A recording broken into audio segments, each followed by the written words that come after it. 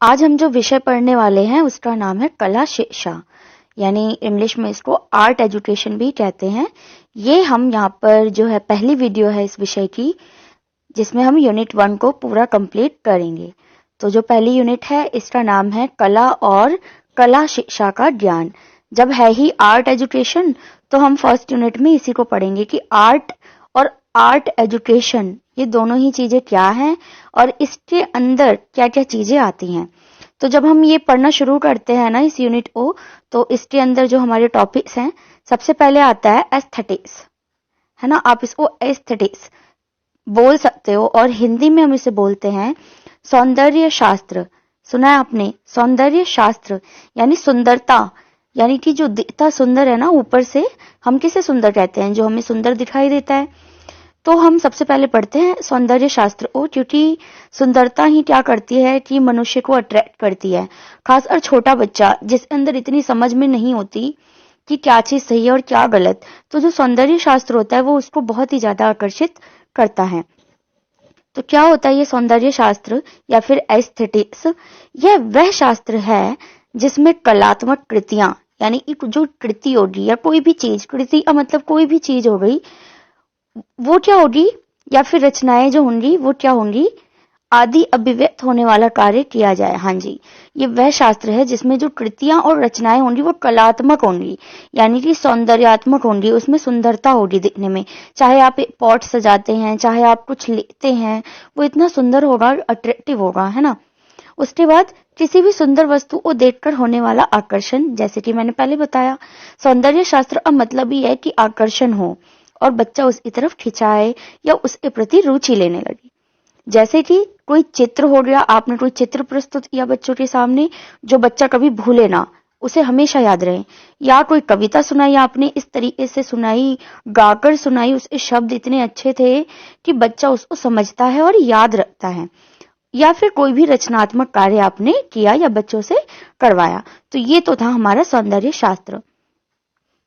अब आपके प्रश्न आता है पेपर में कि सौंदर्य शास्त्र की आवश्यकता क्या है, या उपयोगिता, या भूमिका, या महत्व। इन चारों ही सवालों का आंसर ना सिर्फ एक ही होगा।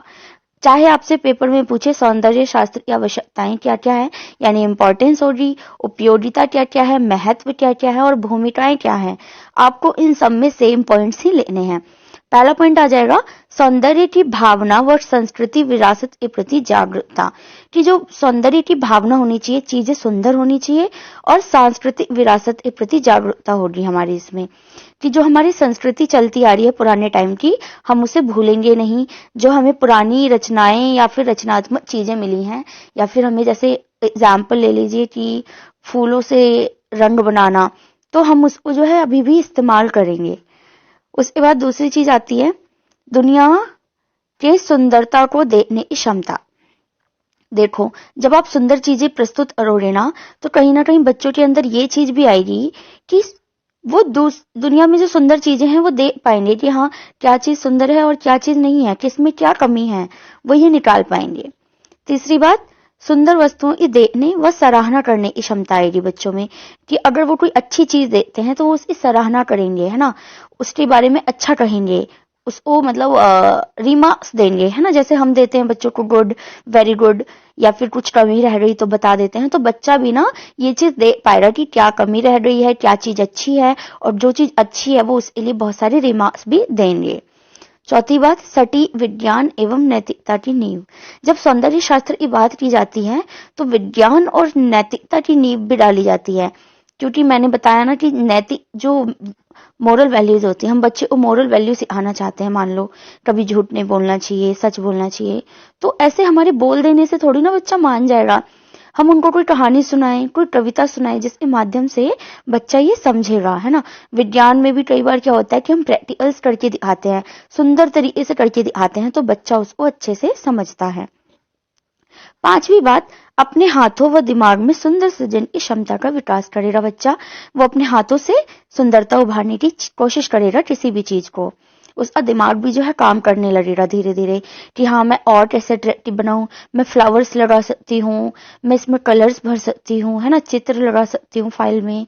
तो ये चीजें अपने आप ही बच्चे के अंदर आती हैं। अगली बात कि अन्य विषयों में भी सहायक होता है सौंदर्य शास्त्र। उसके बाद सृजनात्मक मस्तिष्क का विकास होता है, मानसिक खुशी मिलती है बच्चे को, शारीरिक क्रियाओं का विकास होता है, बच्चा शरीर से क्रियाएं करना चालू करता है, और सुंदर भावनाओं का विकास। बच्चा जब सुंदर कार्य करेगा तो उसकी भावनाएं भी सुंदर हो जाती हैं। थोड़ी सी बातें और बताना चाहूंगी मैं सौंदर्य शास्त्र के बारे में कि जो सौंदर्य शास्त्र हमारा एस्थेटिक्स जो है वो सबसे ज्यादा 4 से 12 वर्ष के बच्चों के लिए आवश्यक होता है, और यही तो हमारा प्राइमरी स्टेज होता है बच्चों का, प्राइमरी लेवल होता है ना 4 से 12 साल के बच्चों का। उसके बाद क्या है, दर्शन की ही शाखा है। हाँ जी, जो हमारा सौंदर्य शास्त्र है ये दर्शन शास्त्र का ही एक हिस्सा है, और कला साहित्य और सुंदरता से ये संबंधित है। अगर मैं डेफिनेशन की बात करूं तो डॉक्टर हरिद्वारी लाल ने कहा है कि सुंदर वस्तु और सौंदर्य गुण है, यह बाहरी या फिर वस्तुगत ही होता है। कि जो सुंदरता होती है ना, जो सौंदर्य शास्त्र होता है वो बाहर ही है, बाहर से देखते ही बच्चा उसकी तरफ अट्रैक्ट होना चाहिए। ठीक है, अगला टॉपिक है हमारा कला शिक्षण, जिसमें कि दृश्य कला, कला प्रदर्शन आएगा और प्राथमिक स्तर पर इनका महत्व। तो सबसे पहले मैं बात करूंगी कला शिक्षण की। तो क्या होता है भाई कला शिक्षण? जो हम पढ़ रहे हैं, जो कि हमारा विषय है, क्या होता है कि ये सृजनात्मक विकास हेतु पाठ्यक्रम का एक अभिन्न हिस्सा है। क्या किया गया है, बच्चों में सृजनात्मक विकास हो, इसलिए हमने इसको एक विषय बना लिया है और हम इसे पढ़ रहे हैं। इसके अंदर जो होती हैं कलाएं जो हम सीखते हैं उससे बच्चे में क्या क्या लाते हैं, उत्सुकता आती है बच्चे में, है ना, किसी भी काम को करने के लिए। कल्पनाएं करते हैं बच्चे, उनमें सृजनता आती है, सौंदर्य अनुभूति होती है, जो मैंने ऊपर बताया सौंदर्य शास्त्र, इन चीजों का विकास होता है बच्चों का। और इसके अंदर हम क्या क्या सिखाते हैं, कलाएं के अंदर चित्रकला सिखाते हैं, मूर्ति कला, सज्जात्मक कला, है ना, यानी सजाने वाली चीजें, संगीत, नृत्य, थिएटर, ड्रामा इत्यादि। तो कला शिक्षण के अंदर ये सारी ही चीजें आ जाती है ना, क्योंकि सिर्फ किताब खड़े होकर पढ़ देना ही काफी नहीं है बच्चे के लिए। साथ ही साथ कला शिक्षण से बच्चे का वंशानुगत या फिर छुपी हुई जो क्षमताएं होती है बच्चे के अंदर, जो हिडन टैलेंट होता है वो बाहर आता है। अब बात करते हैं कला दृश्य की या फिर दृश्य कला, जिसे हम विजुअल आर्ट कहते हैं। अब ये क्या होता है कि ये मुख्यतः दृश्य प्रकृति की होती है। दृश्य यानी जो हमें दिखाई दे, हम उसको देखते हैं, ठीक है, इसीलिए हम इसको विजुअल आर्ट भी कहते हैं। जैसे कि रेखा चित्र हो गया, हम कोई ड्राइंग देखते हैं, चित्रकला देखते हैं, मूर्ति कला या वास्तुकला, जैसे कोई मूर्ति बनी हुई देख ली हमने, या कोई बिल्डिंग बनी हुई है उसका वास्तुशास्त्र देख लिया कि गेट कहाँ पे है, विंडो कहाँ पे है ना। तो ये सारी चीजें हम अपनी आंखों से देखते हैं और हाथों से ये चीजें बनाई जाती हैं। फोटोग्राफी, चलचित्र, ये सारी क्या होती है, भौतिक वस्तुएं होती हैं, यानी कोई ना कोई चीज हो रही है, ऐसी कोई अदृश्य चीज नहीं है, ये भौतिक चीज है, भौतिक वस्तु, यानी कि ये कोई चीज है और ये जगह भी घेरती है। उसके बाद एक पॉइंट और है दृश्य कला में कि आज के टाइम पे ललित कला और हस्तकलाओं को भी हम इसमें दृश्य कला में ही जोड़ते हैं। अब आप कहेंगे ये ललित कला क्या होती है और हस्तकला क्या होती है, तो मैं ये भी क्लियर कर देती हूँ। ललित कला जो होती है ये मात्र मनोविनोद के लिए होती है। ललित कला यानी कि जिसे देखकर हमारा मन ललायित हो जाए, है ना, मन हमारा खुश हो जाए। मनोविनोद यानी मन की खुशी के लिए। इसके अंदर सौंदर्य और लालित्य से आश्रित होता है। इसके अंदर सौंदर्य होगा और क्या होगा, लालित्य यानी आकर्षण होगा।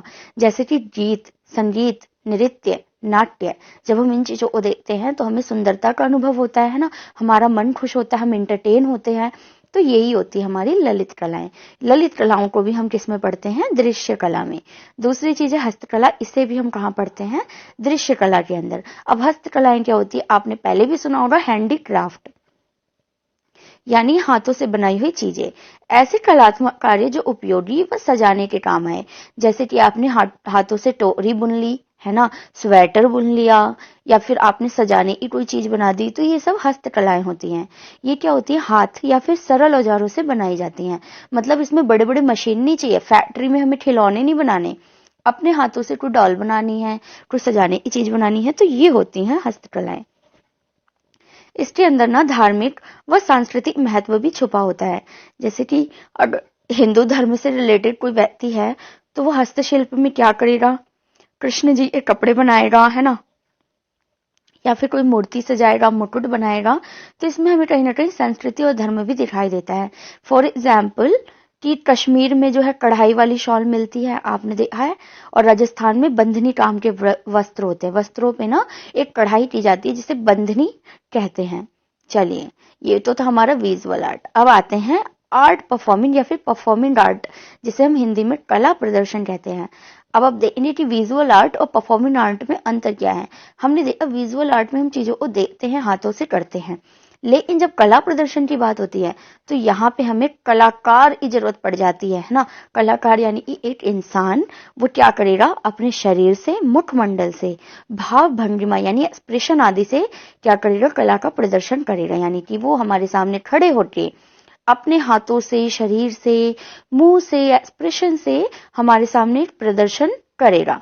इन्हें प्रत्यक्ष रूप से दर्शकों के सामने किया जाता है ना। अगर सामने खड़े हो, इस स्टेज पे कोई डांस कर रहा है तो सामने कौन बैठे होंगे, ऑडियंस बैठे होंगे। इसके अंदर क्या क्या चीजें आती है, एक्टिंग आ गया, नाटक आ गए, ड्रामा आ गया, है ना। इसके लिए हमें क्या क्या चीजों की जरूरत पड़ेगी, थिएटर चाहिए, संगीत चाहिए, स्टेज आदि चीजें हमें चाहिए। तो ये जो है विजुअल आर्ट से बहुत ही अलग है, और ये क्या है, परफॉर्मिंग आर्ट। तो अब आप समझ रहे होंगे इन दोनों में क्या अंतर है। आगे चलते हैं, प्राथमिक स्तर पर कला शिक्षा का महत्व। सबसे इंपॉर्टेंट और जान है इस यूनिट का, ये क्वेश्चन आना ही आना है कि इसका इंपॉर्टेंट क्या है हमारे प्राथमिक स्तर के बच्चों के लिए। तो सीधी सी बात है, हम ऊपर भी पढ़ते आ रहे हैं, इससे क्या होगा, बच्चों को सक्रिय शिक्षार्थी बनाना। बच्चा जो हमेशा एक्टिव रहेगा क्लास में। ये नहीं कि आया क्लास में, जो है हमने चैप्टर पढ़ दिया, वो चुपचाप बैठ के सुन लिया, बात खत्म ना। बच्चा जो है एक्टिव आएगा, एक्टिव होगा, वो खुद अपनी अपने एक्सप्रेशंस देगा, अपनी बात रखेगा कि हाँ और होना चाहिए, या इंटरेस्ट लेगा क्लास में। संज्ञानात्मक योग्यताओं को बेहतर करना, कि बच्चा जो जो करता है अपनी डेली लाइफ में उसमें विकास होगा। मान लीजिए नॉर्मल लाइफ में वो घर जाता है, खाता पीता है, सोता है, होमवर्क करता है, लेकिन अगर वो कला शिक्षा से संबंधित चीजें करेगा, वो घर जाएगा, वो देखेगा, वो मूर्तियां सजाए, कहीं ड्राइंग बना रहा होगा, पत्तों से आर्ट कर रहा होगा, स्टोन आर्ट कर रहा होगा, है ना। तो ये चीजें बच्चों में अपने आप ही आ जाती हैं। तीसरी बात, पाठ्यक्रम के हर क्षेत्र में विषय वस्तु को समझने में सहायक, कि पाठ्यक्रम के जितने भी अलग विषय होते हैं, मैथ, साइंस वगैरह, उसमें भी बच्चा इन चीजों से, कला शिक्षा से सरलता लेता है। अन्य विषयों को समझने में सरलता, वही बात है। विद्यार्थियों में उत्सुकता पैदा करना, है ना, बच्चा हमेशा उत्सुक रहेगा चीजों को करने के लिए।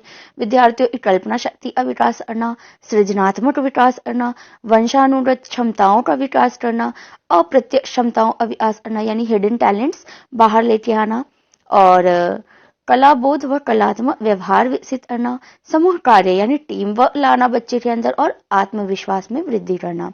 बच्चे का कॉन्फिडेंस लेवल भी बढ़ता है। इसका टॉपिक आखिरी है इस यूनिट का, क्षेत्रीय कला व प्रारंभिक शिक्षा में इसकी सार्थकता। क्षेत्रीय कला क्या होता है, इसको इंग्लिश में कहते हैं रीजनल आर्ट, है ना। क्षेत्रीय कला यानी किसी एक क्षेत्र से संबंधित, क्षेत्रीय किसी एक क्षेत्र से, है ना। तो समझते हैं ये क्या होता है, और इसका मतलब शिक्षा में क्या जरूरत है, इसकी क्या इंपॉर्टेंस है, इससे बच्चे को क्या लाभ होगा। तो सबसे पहले हम देखते हैं क्षेत्रीय कला क्या होता है। कला क्षेत्र के लोगों के बीच उनकी पारंपरिक संस्कृति को परावर्तित ये करता है, या फिर परिवर्तित ये करता है।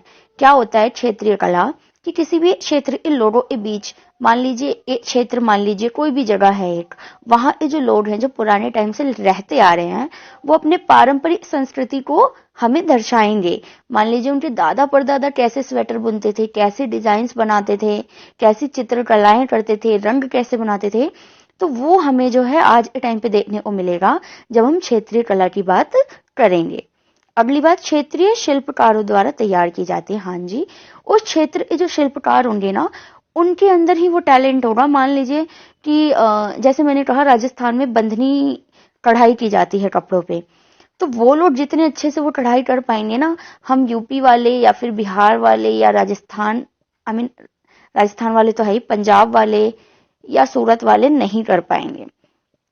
क्योंकि कहते हैं ना, हाथों में टैलेंट होता है, तो जो पूर्वजों ने उनको दे दिया है, तो वो शिल्पकार उसमें निपुण होते हैं। विशिष्ट क्षेत्र व समुदाय से संबंधित, ये किसी विशिष्ट क्षेत्र या फिर समुदाय से संबंधित होता है, यानी किसी ग्रुप से या फिर किसी क्षेत्र से ये रिलेटेड होगा। मान लीजिए ग्रुप है जिसको वो काम आता है, तो वही वो काम बहुत अच्छे से करेंगे, देन उनके बेटे लोग करेंगे, देन उनके बेटे लोग करेंगे, है ना। तो इस तरीके से चीजें आगे बढ़ती जाएंगी, और पारंपरिक जो संस्कृति है वो बची रहेगी। इनका अपना ही सौंदर्य बोध होता है, इनकी सुंदरता अलग ही होती है। ऐसा नहीं है कि कश्मीर की शॉल की कढ़ाई अच्छी नहीं है और जो है राजस्थान की अच्छी है, नहीं।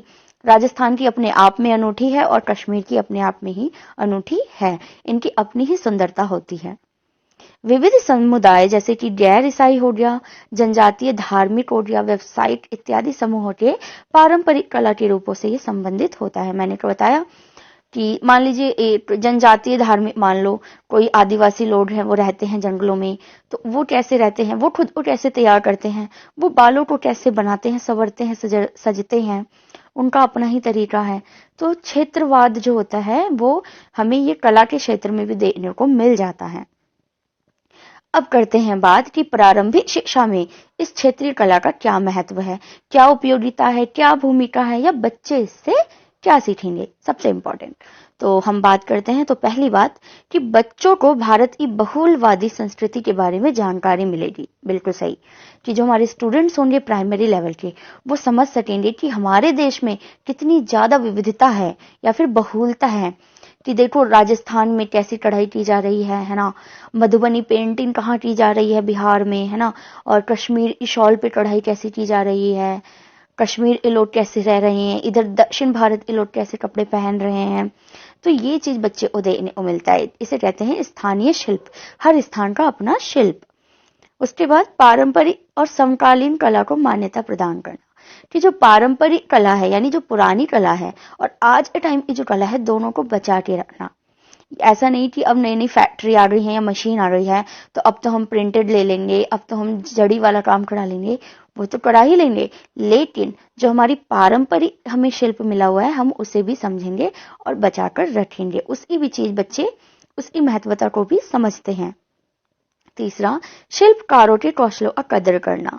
जो बच्चे हैं वो समझेंगे कि एक शिल्पकार यानी जो मजदूर होता है, या शिल्पकार यानी टैलेंटेड पर्सन जो हाथों से काम कर रहा है या फिर छोटे औजारों से काम कर रहा है, बच्चे उसकी कदर करना सीखेंगे कि हाँ इस काम को करने में कितनी मेहनत लगती है। क्योंकि जब बच्चा खुद करेगा ना, मान लीजिए बच्चे दिया सजाएगा ना, तो वो अहमियत जानेगा उस इंसान की जो दिया सजा कर बेच रहा है, उसने कितनी मेहनत की होगी, है ना। वरना तो बच्चा यही सोचता है हाँ भाई पैसे दे दिए, दिया खरीद लिया। लेकिन बच्चा जब खुद समझेगा ना कला को, तो वो कला वाले व्यक्तियों की भी सम्मान करेगा, समाज के प्रति उनके योगदान का सम्मान करेगा कि समाज में जो वो लोग हैं, शिल्पकार हैं, वो अपना योगदान दे रहे हैं। पांचवी बात कि हस्तशिल्प और कुटीर उद्योग वह स्वरोजगार को प्रोन्नत करेगा। यानी जो हस्तशिल्प है, हाथों से जो शिल्प किया जाता है, कुटीर उद्योग यानी छोटे मोटे जो उद्योग होते हैं, बच्चा उन सबको क्या करेगा, उन्नति की ओर ले जाएगा, उनके लिए कुछ ना कुछ सोचेगा और करेगा। तो ये तो था हमारा यूनिट 1। तो बस इस यूनिट में इतने ही टॉपिक से। अगर आपको लगता है कि कोई भी टॉपिक या पॉइंट छूट गया हो तो आप मुझे बता सकते हैं। वैसे ये पूरा यूनिट कंप्लीट हो गया है। तो आर्ट एजुकेशन का फर्स्ट यूनिट कंप्लीटेड। आज हम पढ़ेंगे कला शिक्षा के यूनिट 2 को। इससे पहले वाली वीडियो में हम इकाई 1 यानी कि यूनिट 1 कंप्लीट कर चुके हैं और आज हम करेंगे यूनिट 2 जिसका नाम है कार्य अनुभव एवं कार्यक्रम योजना। तो इससे पहले हमने कला शिक्षा के बारे में पढ़ा था, सौंदर्य शास्त्र के बारे में पढ़ा था और भी बहुत सारी चीजें उसमें हमने पढ़ी थी। लेकिन आज जो हम पढ़ने जा रहे हैं वो उससे थोड़ा सा डिफरेंट है। डिफरेंट इन द सेंस चीज तो वही है क्योंकि सब्जेक्ट तो वही है, लेकिन हम इसको थोड़ा अलग तरीके से पढ़ेंगे। इसमें हम पढ़ने जा रहे हैं कार्य अनुभव, यानी कि कार्य को अनुभव करना। तो चलिए हम इसको पढ़ना शुरू करते हैं। इसमें जो हमारा पहला पॉइंट आता है वो है कला शिक्षा की योजना और संगठन, कला अनुभूति, जिसमें कि हम गतिविधि और समय सारणी को भी पढ़ेंगे। तो क्या होती है भाई कला अनुभूति, यानी कि कला अनुभव। आप अनुभव का मतलब समझ रहे हैं, एक्सपीरियंस, इंग्लिश में आर्ट एक्सपीरियंस, है ना। किसी काम को जब तक हम करते नहीं है ना, हमें एक्सपीरियंस नहीं मिलता, राइट। जैसे हम कोई भी काम जब तक करेंगे नहीं, हमें कैसे अनुभव होगा कि वो आसान है या मुश्किल है या कैसे करते हैं। और जब हम उस काम को करना चालू कर देते हैं और करते जाते हैं तो खुद ब खुद हम उस काम को करना सीख जाते हैं। तो उसी तरह से जो कला अनुभूति है वो भी बच्चों के अंदर आती है। ये क्या है, एक प्रक्रिया है जिसमें कला कार्य किया जाए, है ना। ये प्रोसेस की तरह होता है जिसके अंदर हम कला से रिलेटेड काम करते हैं। दूसरी बात, आपके जीवन को ये प्रभावित करता है। जब आप कला अनुभूति ले रहे होते हैं तो आपका जीवन भी इसमें प्रभावित हो रहा होता है। साथ ही जो आपके स्टूडेंट है या जो बच्चे हैं जो ये काम कर रहे हैं, उनका भी जीवन प्रभावित होता है। तीसरी बात, बहुआयामी अधिगम, कि अगर कला अनुभूति हो रही है बच्चे को, बच्चा खुद अपनी हाथों से चीजें बना रहा है या कुछ भी कर रहा है, तो कहीं ना कहीं उसका बहुआयामी अधिगम हो रहा है, यानी हर तरह से उसका विकास हो रहा है। कला कार्य की समझ उत्पन्न करना, है ना, जो कला है या जो आर्ट है उसको जब हम करते हैं या बच्चा करेगा तो उसके अंदर समझ अपने आप उत्पन्न हो जाएगी। जैसे कि क्या रंग भरना है ना, जब बच्चा जो है रंग भर रहा है तो उसे पता चल जाएगा कि आम के अंदर वो पीला रंग भरे और एप्पल के अंदर वो रेड कलर भरेगा। तो जब तक वो बच्चा करेगा नहीं ना, मान लो पहली बार उसने एप्पल की ड्राइंग बनाई तो उसको समझ में नहीं आ रहा कि वो ग्रीन भरे या रेड, तो मोस्टली रेड ही भरेगा ना, क्योंकि अगर उसने कर रखा होगा तो उसी तरीके से बच्चे के अंदर कला कार्य इस समझ उत्पन्न होती है कला अनुभूति से। कैसी संरचना होगी, है ना, कि आम का शेप कैसा होना चाहिए या फिर हर्ट का शेप कैसा होना चाहिए। वैसे तो जो हमारा हर्ट होता है वो काफी कॉम्प्लिकेटेड संरचना होता है, लेकिन हम क्या करते हैं, सिंपल सा भी हर्ट बनाते हैं। तो इन सब चीजों की जानकारी ना बच्चे को तभी होती है जब वो कला अनुभूति करता है। क्या निष्पादन करना है ना, निष्पादन यानी प्रदर्शन करना, मतलब कौन सी ऐसी चीज है जिसको वो सामने से परफॉर्म करके दिखाएगा और क्या आकार होना चाहिए किस चीज का। तो ये सारी ही चीजें उसे कला अनुभूति से आती हैं। एक लास्ट बात, अमूर्त विचारों को दृश्य देना। हाँ जी, ऐसे विचार जो कल्पनावादी हैं, जो दुनिया में है नहीं, वो उन्हें भी क्या दे देते हैं, दृश्य देना सीखते हैं। इसमें शामिल क्या क्या होता है, कला अनुभूति की जब हम बात करते हैं इसमें हम क्या क्या चीजों को शामिल करते हैं। संसार जिसमें हम रहते हैं यानी कि ये दुनिया, इससे रिलेटेड, इससे संबंधित कला, और लोग व अन्य जीव यानी कि हम सारे लोग और अन्य जीव हो गए, पेड़ हो गया, पशु पक्षी जानवर, है ना, और क्रोकोडाइल, डायनासोर जो इमेजिनेशन में है वो भी, स्वप्न चित्र और रहस्य, है ना। इसके अलावा क्या है, इस दुनिया में हम जो सपने देखते हैं या जो रहस्य होते हैं वो, तो इन सारी चीजों को हम कला अनुभूति में शामिल करते हैं। अब क्या है, शिक्षकों के लिए आम बात हो रही है कि शिक्षक जो है बच्चों के लिए कला अनुभूति हेतु गतिविधियों को आयोजित करेगा। हम जो शिक्षक है हम क्या करेंगे कि बच्चे कला अनुभूति कर सके, इसके लिए हम प्रोग्राम ऑर्गेनाइज करेंगे, गतिविधियां करेंगे। अब ये थोड़ी ना हम बच्चे को कह देंगे जाओ कर लेना, जाओ आप पेंटिंग बना लेना। जब तक हम नहीं करेंगे, हम सामने से नहीं करवाएंगे, बैठ एक ग्रुप टीम वर्क नहीं होगा, बच्चा इंटरेस्ट नहीं लेगा। जिसमें क्या होता है, अभिभावक भी साथ देते हैं, कलाकार लोगों को भी बुलाया जाता है, कई बार स्कूलों में व्यवसायियों को आमंत्रित किया जा सकता है। तो इन सब चीजों से हम क्या कर सकते हैं, बच्चों को कला अनुभूति दे सकते हैं।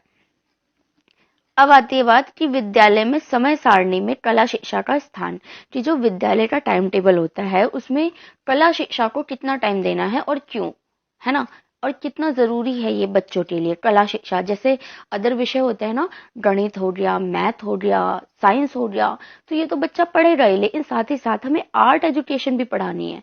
तो उसके लिए हम बच्चे को कितना टाइम दें, कितना टाइम टेबल में जो है क्या स्थान है हमारे कला शिक्षा का, तो वो हम पढ़ते हैं कि क्या होना चाहिए। सबसे पहले कि अधिकांश उच्च विद्यालयों से संबंधित है। हाँ जी, जब हम प्राइमरी लेवल की जब हम बात कर रहे होते हैं तो वहां पे कला शिक्षा को इतना ज्यादा इंपॉर्टेंस नहीं दिया जाता है कि पूरा पीरियड 1 घंटे का दे दिया जाए।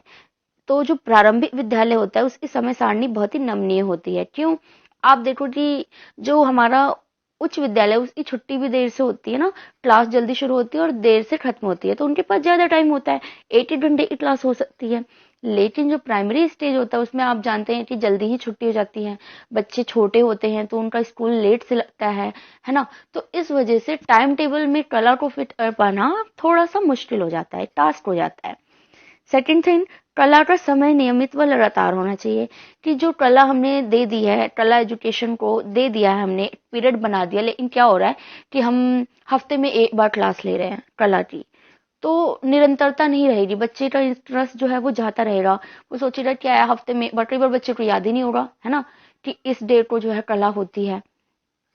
तो ये जो है ना नियमित और लगातार होनी चाहिए, और प्रतिदिन कला को समय 5 से 10 मिनट देना ही देना है। प्रतिदिन यानी कि रोज, चाहे बच्चा इंग्लिश पढ़ रहा है चाहे बच्चा हिंदी पढ़ रहा है, हम उसको आर्ट के तरीके से पढ़ाएंगे तो कहीं ना कहीं हम 5-10 मिनट आर्ट को दे ही रहे हैं। अन्य गतिविधियों के समान समय, जैसे बाकी की गतिविधियों को हम टाइम देते हैं बच्चों के लिए, जैसे फिजिकल हो गया, एक्सरसाइज हो गई, उसी तरीके से बच्चे को रोज हमें कला को भी टाइम देना है। समय वितरण की योजना से पहले ही हो जानी चाहिए। हाँ जी, कि जो समय है उसकी योजना हमें पहले ही बना लेनी है। मतलब पहले योजना प्लान कर लेने से बच्चे के सामने सारी चीजें जो होती हैं वो प्रॉपर होती हैं, है ना। पहले से ही डिसाइडेड होना चाहिए। कला द्वारा अन्य विषयों की समझ, जैसे मैंने पहले बताया, हिंदी हो गई, इंग्लिश हो गई, साइंस हो गया, मैथ हो गया, सबके अंदर हम क्या करेंगे, इलस्ट्रेशन, कला, चित्र और एक्सप्रेशन, इन सब को यूज करेंगे। आगे चलते हैं, टॉपिक है कला समेटित शिक्षा की अवधारणा, यानी कि आर्ट इंटीग्रेटेड लर्निंग। अब ये क्या होता है, अरे ये कुछ भी नहीं है, इतना इजी है। कला समेटित शिक्षा, आप समझो इस वर्ड को कि जो कला है वो शिक्षा के साथ क्या हो रही है, समेटित यानी कि जुड़ रही है, इंटीग्रेट हो रही है। कैसे हो रही है आप ये खुद समझ लो। पहला पॉइंट ही समझ में आ जाएगा आपको कि अन्य विषयों के साथ कला का एकीकरण यानी कि जोड़ना। जैसा मैं ऊपर से बताते हुए आ रही हूँ आपको कि जो कला है, जो आर्ट है, उसको प्रत्येक सब्जेक्ट से जोड़ दिया गया है। चाहे आप मैथ पढ़ा रहे हो, चाहे आप साइंस पढ़ा रहे हो, चाहे आप ईवीएस पढ़ा रहे हैं, तो क्या हो गया है, आर्ट हम उसमें जोड़ते हैं। हम क्या करते हैं आर्ट्स में, ड्राइंग्स बनाते हैं, है ना, पिक्चर्स बनाते हैं, डांस करते हैं, गाना गा देते हैं। तो गाने जो हम गाते हैं रिदम में, क्या हम पोयम नहीं गा सकते, है ना, गा सकते हैं ना। तो हमने क्या किया, आर्ट ओ वहां पोयम से जोड़ दिया। अब हमने ईवीएस पढ़ाया, उसमें हमने बड़ा सा चार्ट बना दिखा दिया। अब चार्ट में इतनी सुंदर सुंदर ड्राइंग बना दी कि बच्चे आकर्षित हो गए। उन्होंने साइंस तो पढ़ ही लिया, साथ ही साथ हमने आर्ट अभी यूज वहां पे कर दिया और बच्चों ने भी आर्ट को सामने से देख लिया। तो इस तरीके से जो होता है, आर्ट को हम अन्य विषयों के साथ जोड़ देते हैं या फिर इंटीग्रेट करते हैं। विभिन्न प्रकार की कलाएं, जैसे दृश्य कला। अब आजकल तो आप लोग प्रोजेक्टर पे पढ़ाई की जा रही है ना। ऑनलाइन क्लासेस में क्या होता है या फिर स्मार्ट क्लासेस में क्या होता है ना, प्रोजेक्टर पे मतलब फिल्म या छोटी कहानी के माध्यम से जो है बच्चे को शिक्षा दी जा रही होती है। प्रदर्शन कला हो गया, प्रदर्शन कला में क्या होता है, नाटक करके कोई नैतिक शिक्षा बच्चे को दी जाती है ना, कि हमें सच बोलना है, हमें झूठ नहीं बोलना चाहिए, अच्छे काम करने चाहिए, बुरा करने वालों के साथ बुरा होता है। ऐसा हमें नाटक करके भी बच्चे को दिखा सकते हैं, मोरल वैल्यू सिखा सकते हैं। अधिगम प्रक्रिया को रोचक और मजेदार बनाना, है ना। तो आर्ट को जब हम किसी सब्जेक्ट के साथ जोड़ देते हैं तो वो सब्जेक्ट बहुत ही रोचक और मजेदार हो जाता है। अमूर्त अवधारणा को स्पष्ट करना, यानी जो अमूर्त अवधारणा है, जो हम दिखा नहीं सकते सामने से, हम आर्ट के माध्यम से उसको भी प्रस्तुत कर सकते हैं। कला के केंद्र में कला को केंद्र में रखकर, यानी कि हम आर्ट को हमेशा ध्यान में रखते हुए क्या पढ़ाएंगे, गणित, विज्ञान, सामाजिक विज्ञान और भाषा के जितने भी हमारे इंग्लिश और हिंदी लैंग्वेज है वो भी। तो कहीं ना कहीं हम सारे सब्जेक्ट के अंदर जो एक चीज है ना, जैसे मैं अगर एग्जाम्पल दूं, इस सब्जी आप कोई सी भी बना लो, नमक आपको सब में डालना है। तो ये एक तरह से हमारे लिए आर्ट एजुकेशन भी नमक का काम कर रहा है, कि चाहे आप मटर पनीर बना रहे हो, चाहे आप आलू गोभी, नमक तो आपको डालना ही है। तो अब हम बात करते हैं हमारे इस यूनिट के लास्ट टॉपिक की, जो कि है कला अनुभूति के लिए स्थान और सामग्री। आप पहले ही यूनिट में पढ़ चुके हैं कि कला के अंदर दो तरह की कलाएं आती है। कौन कौन सी, दृश्य कला और कला प्रदर्शन, यानी कि विजुअल आर्ट और परफॉर्मिंग आर्ट। तो इन दोनों का हम अलग अलग पढ़ेंगे कि दोनों के लिए स्थान क्या क्या चाहिए और सामग्री क्या क्या होनी चाहिए। तो सबसे पहले हम दृश्य कला को पढ़ते हैं, यानी विजुअल आर्ट को पढ़ते हैं, कि बच्चे की तरफ से क्या क्या सामान होना चाहिए, सामग्री होनी चाहिए। स्थानीय स्तर पर कम लागत वाले सामान। अब बच्चा है, वो तो कम लागत यानी कम पैसा ही खर्च कर सकता है ना, उसके पास ज्यादा पैसा नहीं है, तो वो फूल ले सकता है, पुस्तकें, पुरानी पत्रिकाएं, गुब्बारे एक्सेट्रा। बच्चा अपने लेवल पे ही काम करेगा ना, तो वो ये चीजें इकट्ठी कर सकता है। अब अभिभावकों की तरफ से क्या क्या मिलेगा, कि जो घर के लोग हैं वो घर से ही संग्रहित करेंगे, जैसे पुराने कपड़े हो गए, पुराने ऊन, पुराने कैलेंडर, पेपर, प्लेट, मोजे एक्सेट्रा। जो घर वाले हैं, जो फैमिली है उनकी, वो बच्चों को आर्ट के लिए सामग्री ये सारी दे सकते हैं। अब संग्रहालय की बात करें, जो हमारे म्यूजियम होते हैं, वो बच्चों को क्या क्या प्रोवाइड कर सकते हैं, पुराने पोस्ट कार्ड, पोस्टर्स, कैलेंडर, आप न्यूज़पेपर देख लो, पुरानी किताबें, पत्रिकाएं, है ना। तो ये सारी चीजें म्यूजियम भी प्रोवाइड कर सकता है। अब आते हैं समुदाय पे। तो जो हमारा समुदाय है या फिर हमारा जो सोसाइटी है वो क्या क्या करेगा। जैसे कोई पेंटर है तो वो स्कूल में आके क्या करेगा, बच्चों को पेंटिंग सिखा सकता है, और अगर उसके पास ज्यादा सामग्री उपलब्ध है तो वो बच्चों को वो प्रोवाइड भी करा सकता है। उसी तरीके से जो है कुम्हार हो सकता है, संगीतकार, वाद्य यंत्र, जो संगीतात्मक वाद्य यंत्र भी हैं। जैसे कुछ समुदाय होते हैं, मान लो एक ग्रुप है जो कि गाना गाता है, तो वो गाना गाना तो सिखाएगा ही बच्चों को, और हो सकता है कि वो अपने जो वाद्य यंत्र हैं, ड्रम वगैरह, वो भी बच्चों को देगा क्या करने के लिए, कि वो सीखें उससे। तो हमारा समुदाय भी इसमें बहुत ही काम करता है। अब एक बात और है, जो टेलीविजन है, टेलीविजन भी आजकल यूज कर सकते हैं हम सामग्री के तौर पर, क्योंकि हम क्या करते हैं, टीवी पर वीडियो या फिर ऑनलाइन क्लासेस भी चला देते हैं, तो बच्चा वहां से भी चीजें सीखता है। ये तो थी सामग्री की बात। अब हम करते हैं स्थान की बात। कैसा स्थान होना चाहिए दृश्य कला के लिए, है ना, दृश्य विजुअल आर्ट के लिए। आरामदेह स्थान होना चाहिए, बच्चा जो बैठेगा वो आराम से बैठे। पर्याप्त सतह, यानी जगह की कमी नहीं होनी चाहिए, यानी ढिचड़ बिचड़ हो रही हो, बच्चा जो है ड्राइंग कर रहा है और कलर उसके किसी और के कलर में मिक्स हो रहे हैं जाके, तो ऐसा नहीं होना चाहिए। और प्रकाश हवादार होना चाहिए, फर्नीचर होने चाहिए, साफ सुथरा होना चाहिए। फर्नीचर इन द सेंस कि नुकीले फर्नीचर ना हो कि बच्चों को चोट लग जाए, क्योंकि प्राइमरी लेवल के बच्चे हैं ना, तो इन चीजों का भी ध्यान रखना पड़ता है। और दृश्यात्मक दीवारें, कि हम जिस रूम में बच्चे को बिठा रहे हैं, जिस भवन में बच्चा जो है दृश्य कला कर रहा है, वो रूम भी काफी अट्रैक्टिव होना चाहिए, है ना, दिखने में अच्छा होना चाहिए। तो ये हमने पढ़ा दृश्य कला। अब हम पढ़ लेते हैं कला प्रदर्शन यानी परफॉर्मिंग आर्ट। तो इसके लिए कौन कौन चीजों की जरूरत होती है, आपको इतना तो पता हो गया, क्योंकि आपने फर्स्ट यूनिट में पढ़ लिया कि परफॉर्मिंग आर्ट होती क्या है। इन दोनों के बीच का जो अंतर है वो आपको पहले यूनिट में मैं करा चुकी हूँ। तो अभी हम कला प्रदर्शन की डेफिनेशन नहीं करेंगे, सिर्फ इसकी सामग्री और स्थान करेंगे, जो कि इस यूनिट में है। तो सामग्री क्या क्या चाहिए, कला प्रदर्शन करना है आपको स्टेज पे जाके, तो फूल, पत्तियों और पंखों से आप आभूषण बना सकते हैं, है ना। फूलों से गहने बना सकते हैं ना, गले का हार या हाथों में पहन लिया, और मान कटिया बना लिया, है ना। और छोटी चूड़ियों से इयरिंग बना सकते हैं ना, छोटी छोटी जो चूड़ियां होती हैं बच्चों वाली, उससे आप कान में डाल के इयरिंग बना सकते हैं। कार्डबोर्ड, ग्लेस पेपर, बटन, इन चीज, ये बटन हो गया है, सॉरी, इसे आप कर लेंगे बटन। तो बटन से आप आभूषण वगैरह बना सकते हैं। इन चीजों से आपने देखा होगा कि जब सामने स्टेज पे डांस हो रहा है या नाटक हो रहा है, तो वो इतनी भारी भारी ज्वेलरीज नहीं संभाल पाते, तो पेपर वगैरह की ज्वेलरी होगी तो वो इजीली संभाल लेंगे। संकेत माध्यम के लिए दुपट्टा यूज कर लिया, जैसे संकेत हो गया, मान लो हवा तेज चल रही है तो हम उड़ता हुआ दुपट्टा दिखा सकते हैं, तो पता चल जाएगा कि हवा जो है वो तेज चल रही है। ब्लॉ चम्मच, पत्थर, बर्तनों के वाद्य यंत्र, है ना, चम्मच वगैरह से और बर्तनों से हम क्या कर सकते हैं, वाद्य यंत्र यानी कि ध्वनि और संगीत भी निकाल सकते हैं। साथ ही साथ पानी के ग्लास से हम जल तरंग निकाल सकते हैं, है ना, जब हम स्टेज पर काम कर रहे होते हैं। अब इसके लिए स्थान क्या चाहिए, अब जब आप स्टेज पर काम कर रहे हो तो आपको एक हॉल तो चाहिए ही चाहिए, है ना, एक बड़ा सा हॉल होना चाहिए अलग से, क्योंकि क्लासेस में तो ये हो नहीं सकता। चलो, अब हर स्कूल में हॉल नहीं होता, हर जगह पे हॉल नहीं होता, तो क्या करेंगे, खाली स्थान ले लेंगे जहां से फर्नीचर को हटा दिया जाए। जैसे कि एक क्लास हो गई बड़ी सी, उसमें से हम डेस्क हटा देंगे तो वो रूम जो है खाली हो जाएगा। और तरीके से बैठना, मान लीजिए बच्चे हैं, ऑडियंस भी बिठाने हैं, तो हम बच्चों को जो है साइड में बिठाएंगे या फिर ऐसे गोला करके बिठाएंगे और बीच में हम अपना नाटक प्रस्तुत कर देंगे। छत या अन्य स्थान को हम मंच बना सकते हैं जो थोड़ी ऊंची जगह होगी, और सीढ़ियां, गैलरी, वृक्ष वाली जो जगह होती है वहां पे बच्चों को यानी ऑडियंस को बिठा सकते हैं।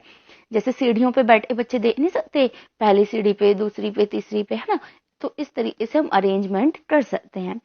या फिर खेल का मैदान, अगर मौसम अच्छा हो, मान लीजिए बारिश वगैरह नहीं हो रही है या धूप बहुत तेज नहीं है, तो हम खेल के मैदान में भी अपना कला प्रदर्शन कर सकते हैं। तो ये था हमारा यूनिट 2। इसमें जो टॉपिक्स थे मैंने सारे क्लियर कर दिए हैं और पूरा यूनिट खत्म हो चुका है।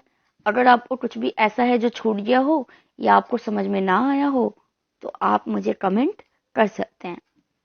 यूनिट 2 जो है वो इसका पूरा कंप्लीट हो चुका है। आज की वीडियो में हम करेंगे कला शिक्षा के 3rd यूनिट की, यानी जो हमारा कला शिक्षा जो हम पढ़ रहे हैं, आर्ट एजुकेशन सब्जेक्ट, इसका इकाई 1 और 2 हम कर चुके हैं और आज हम करेंगे इकाई 3 यानी कि यूनिट 3, जिसका नाम है कला शिक्षा में मूल्यांकन। नाम है कला शिक्षा में मूल्यांकन, यानी कि इवैल्यूएशन इन आर्ट एजुकेशन, कि जब हम आर्ट एजुकेशन दे रहे होते हैं, बच्चे को पढ़ा रहे होते हैं, तो उस समय हमें मूल्यांकन भी करना होता है। तो अब ये क्या होती है मूल्यांकन, किस टाइप की होती है, कैसी होनी चाहिए, ये सारी बातें हम इस यूनिट में करेंगे। सबसे पहले मूल्यांकन है क्या? तो यह किसी प्रक्रिया का मूल्य निश्चित करना। हाँ जी, जैसे कोई चीज होती है, मान लीजिए आप कोई चीज खरीदते हैं, कोई फल है या सब्जी है, तो आप उसकी कीमत लगाते हैं, मूल्य लगाते हैं। कैसे? आप देखते हैं कि वो औरों से कितना अच्छा है ना, उसकी क्वालिटी क्या क्या है ना। तो इसी तरीके से हम, अब जो बच्चे हैं या जो बच्चे पढ़ रहे हैं, वो कोई सेब या अनार तो है नहीं, तो हम ये देखते हैं कि वो प्रक्रिया जिसमें वो सीख रहे हैं, क्या चीजें उन्होंने सीखी, क्या चीजें उन्होंने गलत की, ये सारी चीजें देखना और मूल्य निश्चित करना ही मूल्यांकन कहलाता है।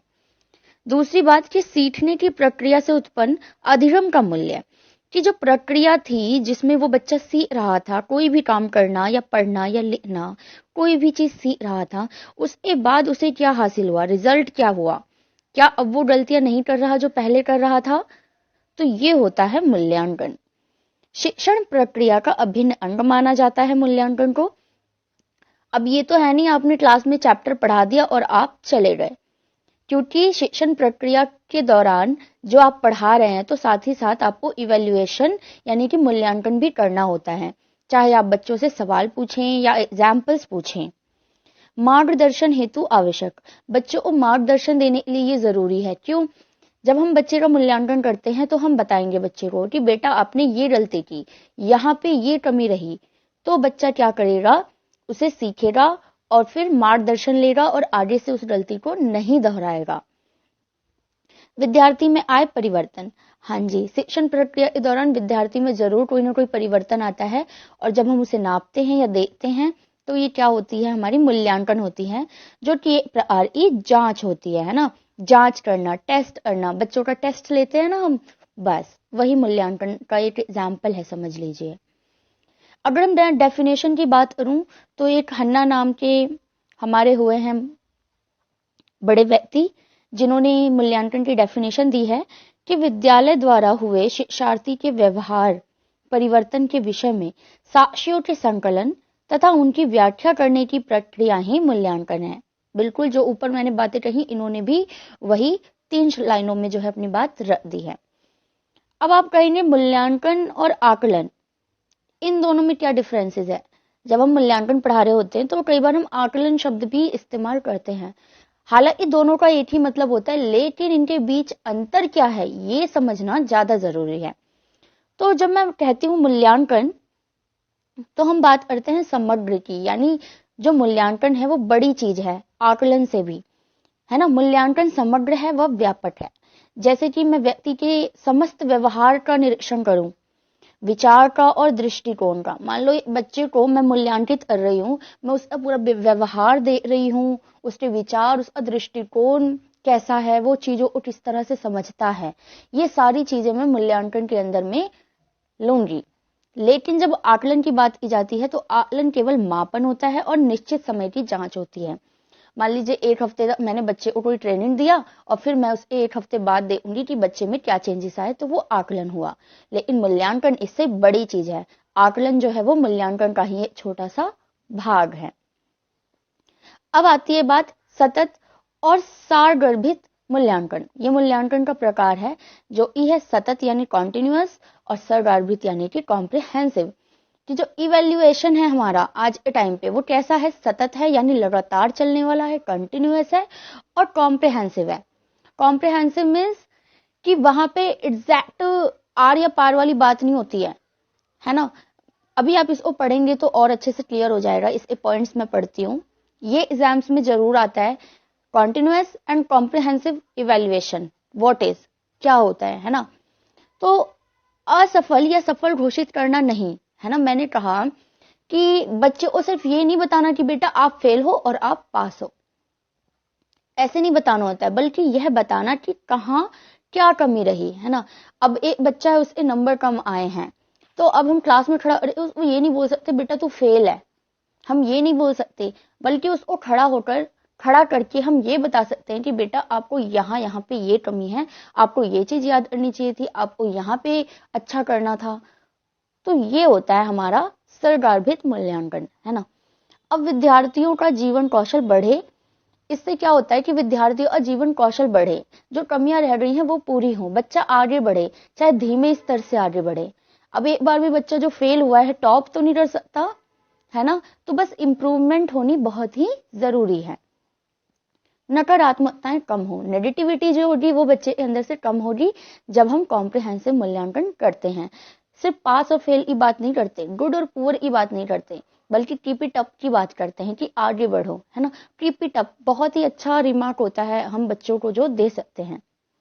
अभिरुचियों का विकास हो, बच्चा जो है रुचि ले। अब अगर आपने बच्चे को कह दिया ना कि आप जीरो हो, फेल हो, आप ये कर ही नहीं सकते, तो उसकी रुचि भी कहीं ना कहीं खत्म हो जाती है। तो उसकी रुचियों को बनाए रखने के लिए हमें कंटिन्यूअस और कॉम्प्रिहेंसिव इवैल्यूएशन करना होता है। अंकों की अपेक्षा हम ग्रेड यूज करते हैं, है ना। नंबर नहीं देते कि 10 में से मान लो आपके 2 नंबर हैं या 1 नंबर है, हम क्या देते हैं ग्रेड ABCD। आप जानते हैं आज के टाइम पे ग्रेडिंग सिस्टम ही है, ABCD करके हम ग्रेड देते हैं। इसमें क्लैरिफाई नहीं होता बच्चे को कि कितने मार्क्स आए हैं, उसे जस्ट पता होता है कि मेरा ग्रेड D है, यानी मुझे अभी और मेहनत करनी है। अगर C है तो और मेहनत करनी है, अगर B है तो ठीक है, अगर A है तो बहुत अच्छा, बच्चे ने बहुत अच्छा किया है और वो A+ के लिए अब काम करेगा। तो ये है हमारा ग्रेडिंग सिस्टम। हमारा जो मूल्यांकन है वो शिक्षकों द्वारा आंतरिक मूल्यांकन भी होना चाहिए। जैसे टीचर क्लास में पढ़ा रहा है तो वो साथ ही साथ इवैल्यूएशन भी करता रहेगा। निरंतर व व्यापक हो, यानी जो हमारा मूल्यांकन है वो कंटिन्यूअस है, यानी एक दिन तो हमने क्वेश्चन बहुत सारे पूछ लिए, दूसरे दिन हम पढ़ा ऐसे निकल लिए, तो ये गलत है, ये नहीं होना चाहिए। विशेष आवश्यकता वाले विद्यार्थियों के लिए विशेष मूल्यांकन होना चाहिए, है ना। अगर कोई बच्चा है जिसे सुनने में दिक्कत है या बोलने में दिक्कत है, तो हम उससे बाकी के जो नॉर्मल बच्चे हैं उतना एक्सपेक्टेशन नहीं कर सकते, है ना। उसका मूल्यांकन हमें अलग से करना होगा। अगर वो सुन नहीं पा रहा है लेकिन फिर भी वो आंसर कर रहा है, चीजें समझ रहा है, तो हमें उसको रिमार्क्स देने चाहिए, कीप इट अप का या गुड का, है ना, क्योंकि वो अपने लेवल पे बहुत ही अच्छा कर रहा है। आगे चलते हैं, मूल्यांकन के उपकरण एवं प्रविधियां, है ना।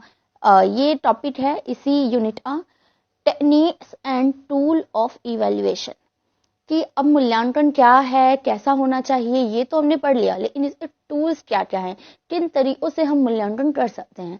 तो इसके काफी सारे पॉइंट्स हो सकते हैं, लेकिन यहाँ पे जो हमारे यूनिट में खासकर दिए हुए हैं 4-5 पॉइंट्स, मैं उसे डिस्कस करूंगी। पहला है अवलोकन, यानी कि ऑब्जर्वेशन शेड्यूल। ऑब्जर्वेशन का मतलब ही होता है हम किसी को ऑब्जर्व करें, निरीक्षण करें या फिर देखें, उसको नजर रखें उस पर। तो बच्चे पर एक तरह से क्या होता है, नजर रखना, चाहे वो कक्षा के अंदर हो या बाहर। इसमें क्या होता है, व्यक्तिगत व सामूहिक, ये दोनों तरीके से हो सकता है। चाहे बच्चे को हम इंडिविजुअली ऑब्जर्व कर रहे हैं या फिर ग्रुप के साथ ऑब्जर्व कर रहे हैं कि वो ग्रुप में रहकर कैसा काम कर रहा है। अवलोकन के तुरंत बाद प्रेक्षणों को दर्ज करना चाहिए, वरना इसकी प्राथमिकता कम हो जाती है या फिर प्रामाणिकता भी कम हो जाती है। बिल्कुल, अगर आप बच्चे को जो है अवलोकन कर रहे हैं, उसको देख रहे हैं, तो उसी समय हमें ये नोट डाउन भी कर लेना चाहिए कि बच्चे ने क्या क्या किया, हमने क्या ऑब्जर्व किया, हमें वो लिखना होगा, ताकि बाद में हम उसको बता सके कि आपने यहाँ पे ये किया था, आपको ये नहीं करना चाहिए था, यहाँ पे ये करना चाहिए था, है ना। नहीं तो फिर टाइम के साथ क्या हो जाता है कि ऑब्जर्वेशन भी बदल जाती है और बच्चे का व्यवहार भी बदल जाता है। दूसरी बात करते हैं प्रोजेक्ट या फिर परियोजना कार्य। आपने अपनी लाइफ में भी प्रोजेक्ट्स जरूर बनाए होंगे, है ना। तो हम भी बच्चों को प्रोजेक्ट्स दे सकते हैं, जैसे विशिष्ट उद्देश्यों के लिए विद्यार्थी व सामूहिक कार्य। अब प्रोजेक्ट जो होते हैं ना, ज्यादातर ग्रुप्स में ही दिए जाते हैं। 4-5 बच्चों का ग्रुप हो गया या 10 बच्चों का ग्रुप हो गया, हमने कोई मॉडल बनाने को दे दिया या फिर कोई फाइल बनानी है जिसके लिए उन्हें जानकारी इकट्ठी करनी है। आंकड़ों का संग्रहण, परियोजना कार्य में क्या करते हैं बच्चे, आंकड़ों का संग्रहण करते हैं, डाटा इकट्ठा करते हैं प्रोजेक्ट्स में। प्रोजेक्ट जो होता है ना, थ्योरेटिकली नहीं होता है, उसके अंदर बच्चा कुछ ना कुछ खुद से भी करता है, हाथ से काम करेगा, खोजबीन करेगा, संग्रह करेगा और विश्लेषण करेगा अंत में। लेकिन हमें ये ध्यान रखना चाहिए कि जो परियोजना कार्य है वो बच्चों के स्तर का होना चाहिए। अब प्राइमरी के बच्चे को हम ये तो नहीं कह देंगे कि जाओ जाके जनगणना करो, है ना, ये काम तो नहीं दे सकते ना, तो उनके स्तर का होना चाहिए। सामूहिक परियोजनाओं पर अधिक बल दें। बिल्कुल, मैंने कहा ग्रुप में बच्चे को देंगे तो वो ज्यादा इंटरेस्ट लेगा और करेगा टाइम पर उस काम को। आर्थिक बोझ ना हो, हाँ जी बिल्कुल, ये जो प्रोजेक्ट वगैरह हम दें उससे बच्चे को जो है ना ज्यादा पैसा खर्च नहीं होना चाहिए। पता चले बच्चा जो है इतने इतने पैसे लगा ट्रैवल कर रहा है, कहीं जा रहा है, कोई सामान ला रहा है ना, तो ये चीजें नहीं होनी चाहिए। एक आता है हमारा पोर्टफोलियो। आपने पहले भी सुना होगा, पोर्टफोलियोज क्या होता है, एक तरह से किसी व्यक्तिगत जानकारी को कहते हैं, किसी व्यक्ति की पूरी जानकारी को हम पोर्टफोलियो कहते हैं। विद्यार्थियों द्वारा किया गया संग्रह, विद्यार्थी इसको संग्रह करेंगे अगर हम विद्यार्थी को दे रहे हैं पोर्टफोलियो बनाने के लिए।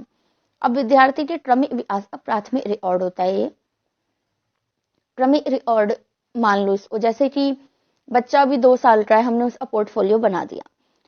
बच्चा 3 साल का हमने पोर्टफोलियो बनाया, 5 साल का हमने पोर्टफोलियो बनाया, 6 साल का हमने पोर्टफोलियो बनाया।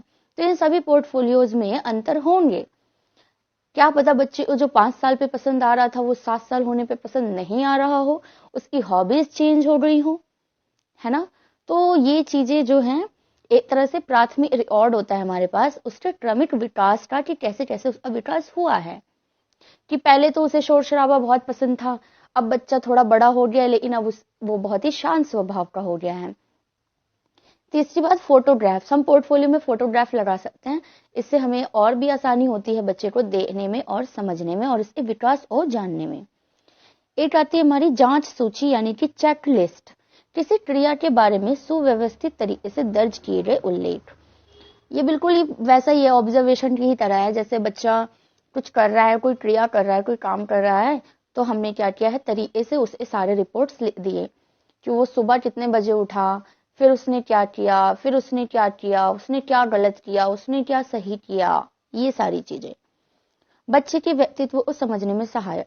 जांच सूची से क्या होता है, हम बच्चे की पर्सनैलिटी जान पाते हैं, क्योंकि हमारे पास ना पूरा डाटा होता है उसका दिन भर का। खासकर व्यवहार की जांच, है ना, कि वो किस व्यवहार का है।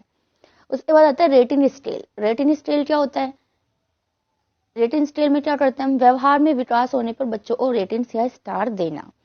अगर मान लो बच्चा अच्छा कर रहा है, हमने एक बार उसकी गलती बता दी, अब वो गलती दोबारा नहीं दोहरा रहा है, तो हमें बच्चे को रिमार्क्स देने चाहिए, यानी कि हमें उन्हें रेटिंग्स देनी चाहिए। और रेटिंग्स किसी भी सेंस में हो सकती है। आप बच्चे को स्टार्स दे सकते हैं कि आज आपने अच्छा काम किया ना, चलो ये लो 1 स्टार। तो इससे बच्चे के अंदर ना ललक आएगी कि नहीं मुझे और स्टार्स चाहिए, और स्टार्स चाहिए। ज्यादा स्टार्स यानी बच्चे के अंदर ज्यादा कॉन्फिडेंस आएगा और वो और अच्छे काम करने के लिए ललायित होगा। रेटिंग संख्याओं में ना होकर संकेत अथवा वस्तु हो सकती है ना। मतलब आप वर्ड उनको नंबर ना दे रहे हैं 10 में से 9, 10 में से 5, 10 में से 4। आप क्या कर रहे हैं, अपने चेहरे से स्माइल पास कर रहे हैं, संकेत, या फिर कोई वस्तु, चॉकलेट, टॉफी, कुछ भी दे सकते हैं। वो बच्चे के लेवल पे डिसाइड होता है कि उसे क्या देना है। पोर्टफोलियो का संरक्षण, ये हमारे इस यूनिट का लास्ट टॉपिक है। वह रखरखाव, कि जो पोर्टफोलियो होता है उसका संरक्षण या फिर रख रखाव हम कैसे करें, उसको कैसे सुरक्षित रखेंगे। क्योंकि पोर्टफोलियो क्या होता है, जीवन भर के लिए एक तरह से मान लीजिए रखना होता है। अगर मान लो कि एक बच्चा 18 साल का है, हमने पोर्टफोलियो बनाए थे 5 साल था, 5 साल का था तब, 7 साल का था तब, तो उसके बाद हमने उसको फेंक दिया, काट दिया, जला दिया, फेंक दिया, तो फिर फायदा क्या हुआ पोर्टफोलियो बनाने का, है ना। तो हमें उसे भी आवश्यक है उसका।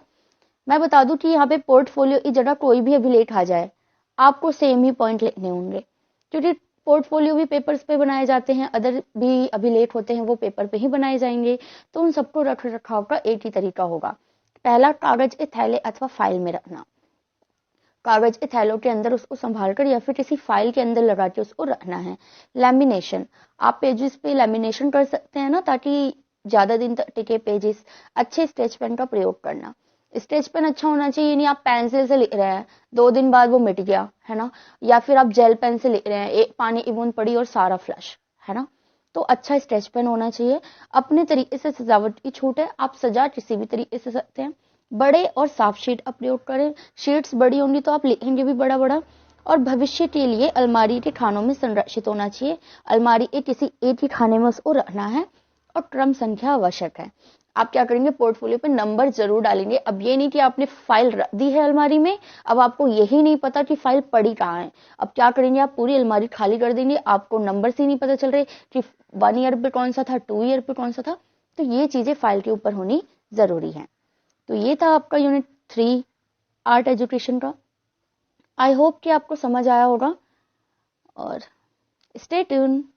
आज की वीडियो में हम करेंगे जो हमारा एक सब्जेक्ट है आर्ट एजुकेशन का, कला शिक्षण, ठीक है, उसका इकाई 4 जिसका नाम है दृश्यात्मक कलाएं एवं क्राफ्ट या फिर शिल्प।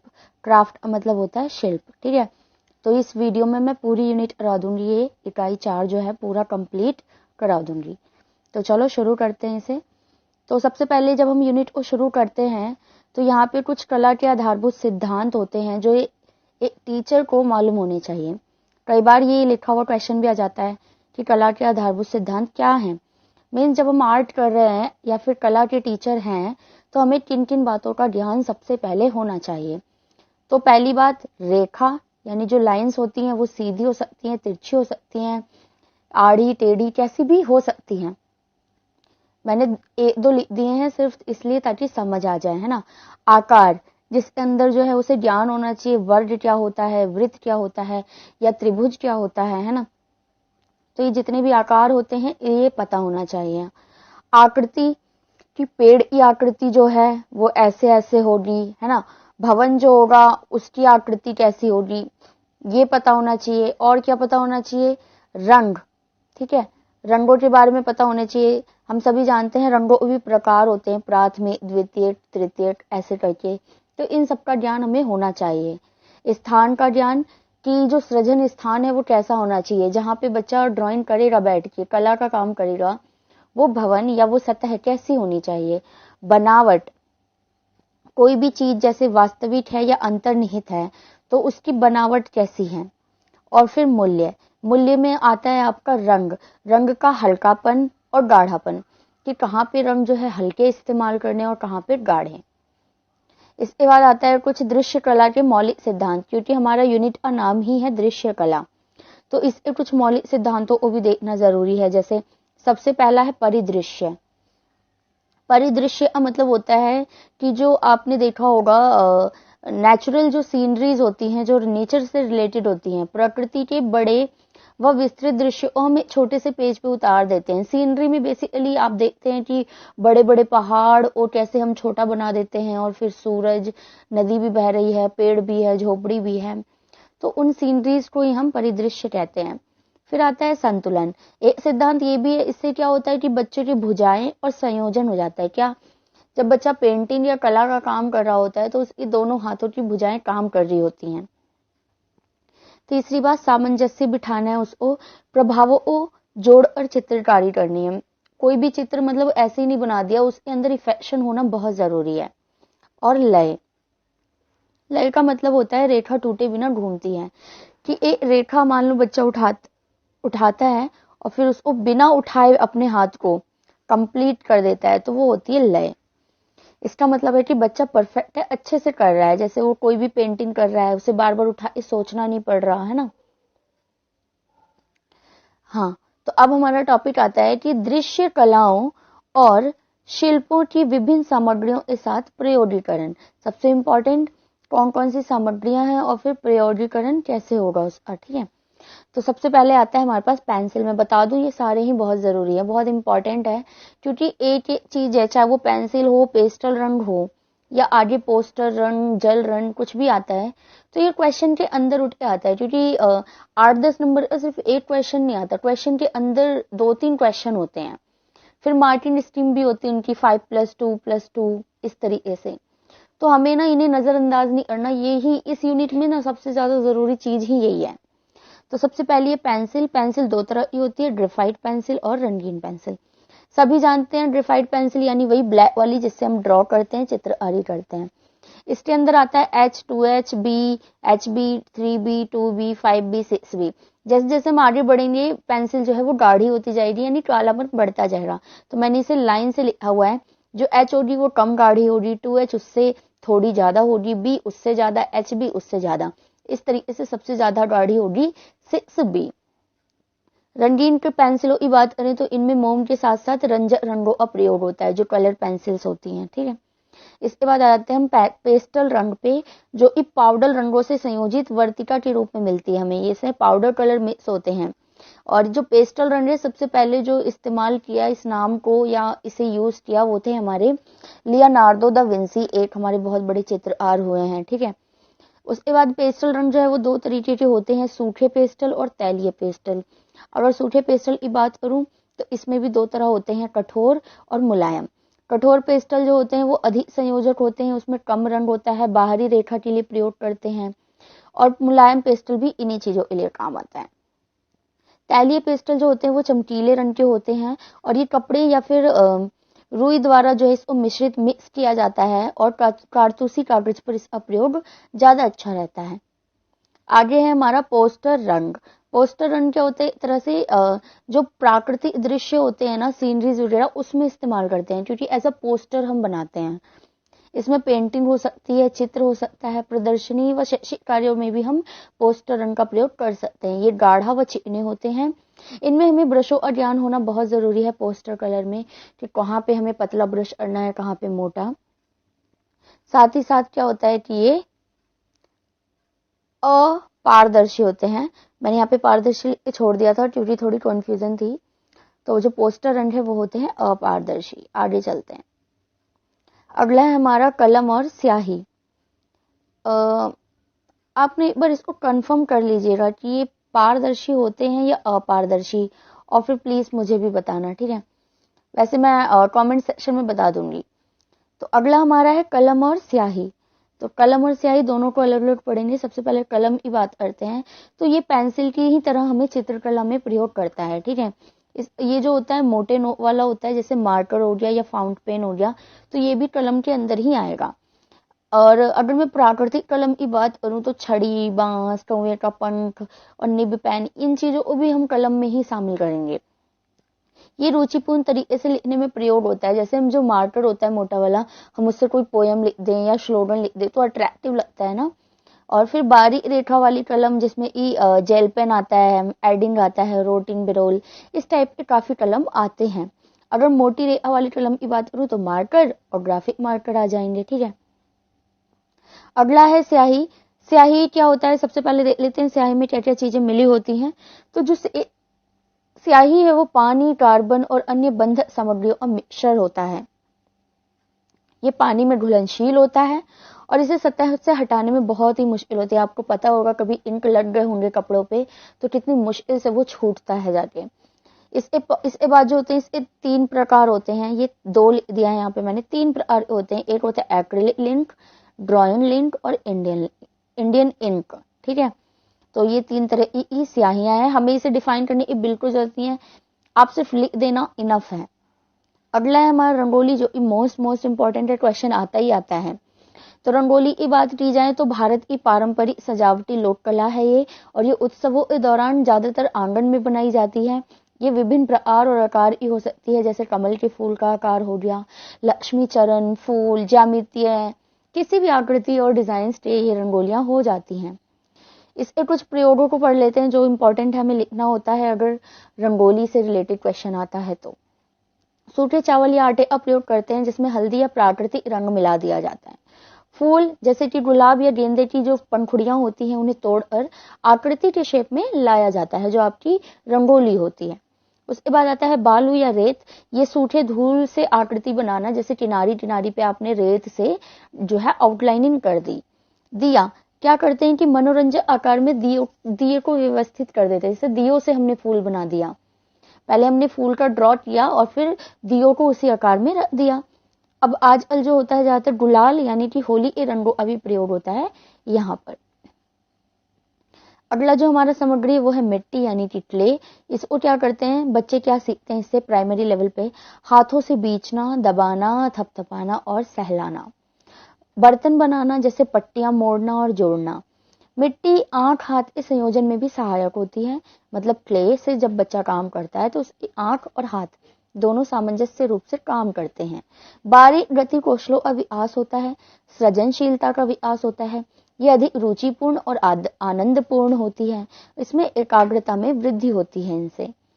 इसके बाद लास्ट में आता है हमारा मिश्र सामग्री यानी मिक्स चीजें जिनका हम इस्तेमाल कर सकते हैं। किन किन चीजों में?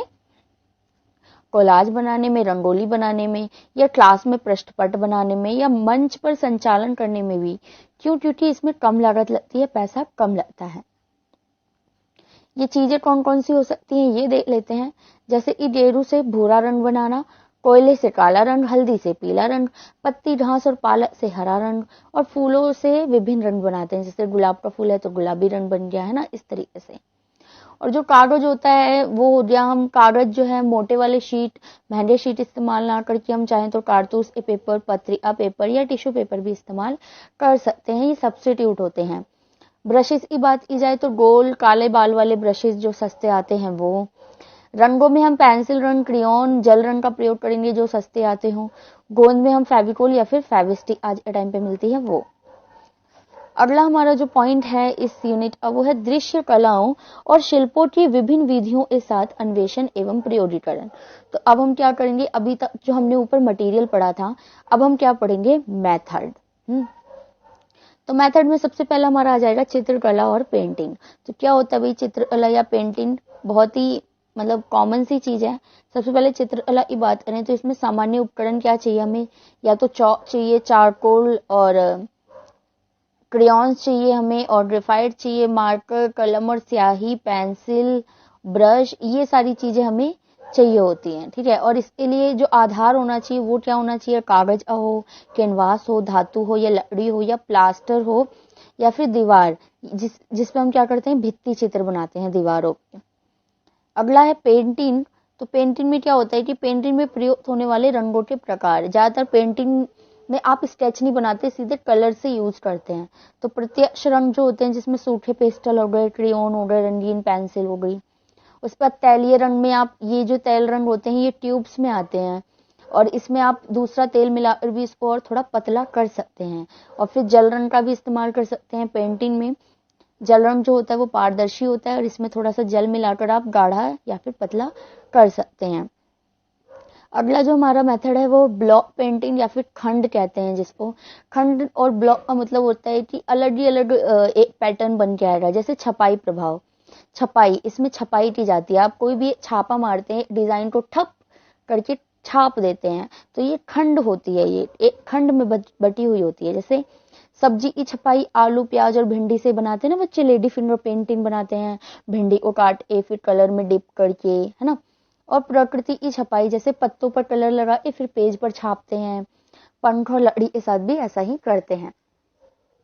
आगे चलते हैं। कोलाज निर्माण मोस्ट इंपॉर्टेंट है, कोलाज पे आता ही आता है क्वेश्चन। तो कोलाज जो है मैं बता दूं तो ये फ्रांसीसी शब्द है जिसका अर्थ ही होता है चिपकाना। इसमें क्या करते हैं, कागज या कपड़ों को जोड़ना या व्यवस्थित किया जाता है टुकड़े कर करके। इसकी सामग्रियां क्या क्या हो सकती हैं, कागज, पत्रिका, पुराने न्यूज़पेपर, बटन, पंख इत्यादि। इसके जो कोलाज के विषय हैं वो गंभीर हो सकते हैं, जैसे प्रदूषण के ऊपर, सफाई के ऊपर बना दिया कोलाज, या फिर दहेज प्रथा के ऊपर कोलाज बना दिया, तो ये गंभीर विषयों पर बनाई जा सकती है। इसका महत्व क्या है कि बच्चे काटने और चिपकाने का कौशल सीखते हैं, सृजनात्मक कौशल होता है और सामूहिक रूप से काम करना सीखते हैं। अगला है हमारा पपेट्री यानी कि कठपुतली जो बनाना होता है। ये क्या होता है, इसमें जो है निर्जीव सादृश्य मूलक जीवित तस्वीर, यानी कि जो निर्जीव तरीकों से हम जीवित तस्वीर पेश करते हैं, ठीक है, या रंगमंच पर ये जो है रंगमंच पर किया जाता है स्टेज पर, और ये बहुत ही पुराना है, प्राचीन रूप है। इसमें क्या करते हैं, अंगुली कठपुतली बना सकते हैं आप उंगलियों से। मोजे की कठपुतली बनती है जिसमें पूरा हाथ डाल के जो है किया जाता है पपेट्री। और कागज के थैले की कठपुतली बनती है, या दस्ताने से भी कठपुतली बनती है। दस्ताना पहनकर आप जो है अपने हाथों से कुछ ना कुछ बुलवा रहे होते हैं और फिर वो पपेट्री हो रही होती है। नेक्स्ट मेथड इज मुखौटा यानी कि मास्क मेकिंग। इसमें क्या होता है कि किसी भी कागज द्वारा ये बनाया जा सकता है। इसे चेहरे पर पहनते हैं, ज्यादातर उत्सवों में पहना जाता है। और कागज की प्लेट से भी जो है ये मुखौटे बनाए जा सकते हैं, या फिर पेपर मैसी यानी लुगदी से जिसमें गोंद मिलाकर बनाया जा सकता है। आपको पेपर में कई बार ये भी आ जाता है कि मुखौटा बनाने की सामग्री और विधि को लिखो, तो मैंने एक यहाँ पे लिख दिया है फॉर एन एग्जाम्पल। जैसे सामग्री हमें चाहिए पेस्टल शीट, कारतूस शीट, फेविकोल, कैंची। चरण जो है, विधि जो है हम इस प्रकार से 1 2 3 4 5 करके लिखेंगे। जैसे सबसे पहले पेस्टल शीट का 1/8वां भाग लें, फिर अंडाकार काटें, फिर पत्तियों के आकार में आंखों का स्थान काटें और इनमें आंखों की पुतलियां लगा दें, नाक काटें और चिपका दें और अपनी इच्छा अनुसार चेहरे को हंसता हुआ या फिर उदास मुद्राएं आप दे सकते हैं। अगला मेथड है मिट्टी से प्रारूपण यानी कि क्ले मॉडलिंग। क्ले से हम कुछ ना कुछ बनाएंगे। तो इसमें जो हमारा प्राइमरी तक का बच्चा है वो क्या सीखता है कि मुलायम और अघत वर्ध्य क्या करता है कि वो मिट्टी को मुलायम करना और फिर उसको घात यानी पीट और किसी भी शेप में लाना, सांचे में डालना, पहले गोला फिर अन्य आकृतियां बनाता है। बच्चा सबसे पहले गोला बनाना सीखता है गीली मिट्टी से, फिर अन्य आकृतियां सीखता है। इसमें हमें एज मिट्टी या क्ले से काम करते हुए बच्चे अगर काम कर रहे होंगे, जैसे प्राइमरी तक के बच्चे, तो क्या क्या सावधानियां हमें बरतनी होंगी एज अ टीचर। पहला तो ये कि मिट्टी में अधिक पानी ना मिलाया जाए, दरार ना पड़े, नहीं तो जो चीज बनाई रही है वो टूट सकती है। और अगर उस मिट्टी को अगले दिन उपयोग करना है तो किसी गीले कपड़े में बांध कर रखें और कार्य के पश्चात जो है हाथों को अच्छी तरीके से बच्चे धो लें। तो ये थी सावधानियां। अगला जो मेथड है वो है कागज काटना और मोड़ना। तो कागज काटना और मोड़ना दोनों ही तरीकों से क्या करते हैं, कलात्मक क्रियाएं की जाती हैं। जैसे कि हम अगर इंडिया की बात करें तो इंडिया में कागज काटने की जो विधि है या जो शैली है उसे सांझी कहा जाता है। ठीक है, इसमें क्या होता है, कतरनों के द्वारा जो है द्वारों को सजाना। जैसे दरवाजे पर ऐसे फ्लैग वाला डिजाइन नहीं बना देते, मैंने यहाँ पे छोटा सा बना के दिखाया है। पेपर्स ऐसे काट के धागा लिया, फिर ऐसे करके फोल्ड करके चिपका दिया, फिर चिपकाया। गांवों में तो आपने देखा होगा शादी ब्याह में भी इसी तरीके से चिपकाते हैं और यूज करते हैं इस शैली को। इसमें दो तरीके से आप काट सकते हैं, चाकू से और कैंची से, जिसमें त्रिआयामी या फिर द्विआयामी भी आकार हो सकते हैं। मैं बता दूं कि चाकू से काटना ज्यादा फेवरेबल होता है क्योंकि एक ही बार में ज्यादा पेपर आप काट लेते हैं एक ही शेप के। इसमें जो है अनुपातों में काटना होता है, ये नहीं कि छोटा या बड़ा। अगला है कागज मोड़ना, जिसे ओरिगामी कहते हैं। ओरी का मतलब होता है मोड़ना और गामी का मतलब है कागज। तो कागज को मोड़ कर भी कुछ ऐसे डिजाइन्स बनाए जाते हैं, पैटर्न्स बनाए जाते हैं, जिससे कि दीवारों को या फिर दरवाजे को सजाया जाता है। इसके बाद आता है आपका किए गए कार्य के लिए फोल्डर तैयार करना, फोल्डर बनाना। ठीक है, कि जो फाइल एक्टिविटी करवाई है आपने आर्ट की, या जो भी बच्चे ने आर्ट की एक्टिविटी की है, ड्राइंग्स बनाई हैं, पेंटिंग्स बनाई हैं, तो वो कहाँ रखेगा बच्चा, उसके लिए फोल्डर होना भी जरूरी है। तो खुले कागजों व दस्तावेजों को एक साथ रखना होता है फोल्डर में। इसका जो बाहरी आवरण होता है वो मोटा होता है और अंदर शीटों को पकड़ने के लिए क्लिप भी होती है। ये ऐसा क्यों हम फोल्डर बनवाते हैं, ताकि बाद में मूल्यांकन कर सके, देख सके, भविष्य के लिए संरक्षित रख सके। और ये दो तरह के हो सकते हैं, एक हस्त निर्मित जिसे आप कार्डबोर्ड से घर पर बना सकते हैं, और बाजार में भी मिलता है इजीली, जिसे प्लास्टिक का बना होता है जो कि। तो ये तो हमारा यूनिट 4 था और इसके जो टॉपिक्स थे वो सारे थे। तो इसके बाद बहुत ही जल्द मैं यूनिट 5 लेकर आऊंगी। तो इस वीडियो में हम बात करेंगे जो हमारा कला शिक्षण है, आर्ट एजुकेशन, उसका यूनिट 5 निष्पादन कलाएं, जिसे हिंदी में निष्पादन कलाएं और इंग्लिश में परफॉर्मिंग आर्ट कहते हैं। आप इसके नाम से ही समझ जाएंगे कि परफॉर्मिंग यानी परफॉर्मेंस, जो सामने स्टेज पर खड़े होकर कोई परफॉर्मेंस दी जाए या फिर डांस किया जाए या कोई नाटक किया जाए, तो ये सारी ही चीजें निष्पादन कलाओं में आ जाती हैं। तो इंग्लिश वाले वर्ड से आप इसको जस्टिफाई कर सकते हैं। दूसरी चीज, दृश्य कलाओं का एक ही रूप है, ये भी एक दृश्य कला का रूप है, क्योंकि परफॉर्मिंग आर्ट में कहीं ना कहीं दृश्य कला ही शामिल होती है, क्योंकि हम इसे आंखों से देखते हैं। अगर दृश्य कला ना हो तो फिर परफॉर्मिंग आर्ट हो ही नहीं सकता। इसके अंदर संगीत, संगीतात्मक वाद्य यंत्र, नाटक, नृत्य, कविता पाठ, वृत्तांत, ये सारी चीजें सम्मिलित की जा सकती हैं। इससे क्या होता है कि जीवन में सुंदरता व मनोरंजन आता है। ये लोग अपने एंटरटेनमेंट के लिए देखते हैं, है ना, ब्यूटिफिकेशन के लिए देखते हैं। अगली चीज है कि ये पारंपरिक और समकालीन निष्पादन कलाओं की विशेषताओं को भी प्रकट करता है, कि जो पुराने टाइम पर जो मंच पर जो परफॉर्मेंस होती थी वो, और आज के टाइम पे जो हो रही है वो, तो दोनों के बीच में तुलनात्मक अंतर देखने का एक नजरिया हमें मिलता है। इसमें साथ ही साथ सृजनात्मक कौशलों का भी विकास होता है निष्पादन कलाओं से। निष्पादन कलाओं के जो तत्व होते हैं वो बेसिकली 4 होते हैं। एक तो अभिव्यक्ति, यानी सामने परफॉर्मेंस हो रही है, अभिव्यक्ति हो रही है। दूसरा सिखना, सामने जो ऑडियंस है वो सुनेगा, उसको समझेगा, अवलोकन देखेगा, निरीक्षण करेगा। एंड लास्ट में होता है अन्वेषण, यानी कि धारण करना या फिर जो चीज सिखाई जा रही है उसको सीखना, एज अ फीडबैक हो गया वो, समझो। अगला टॉपिक है हमारा निष्पादन कला के साधन, यानी टाइप्स ऑफ परफॉर्मिंग आर्ट। तो इसके अंदर सबसे पहले हमारा आता है म्यूजिक, यानी कि संगीत।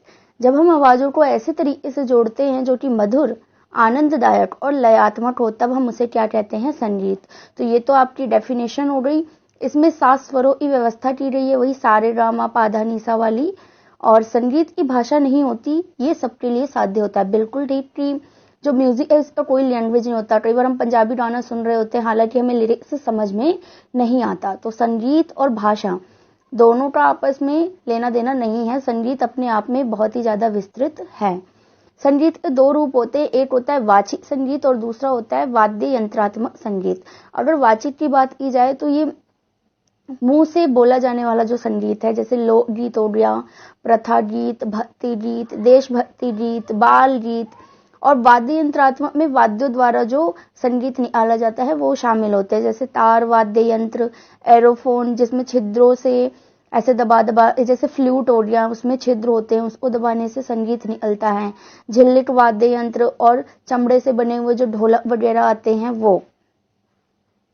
आगे चलते हैं।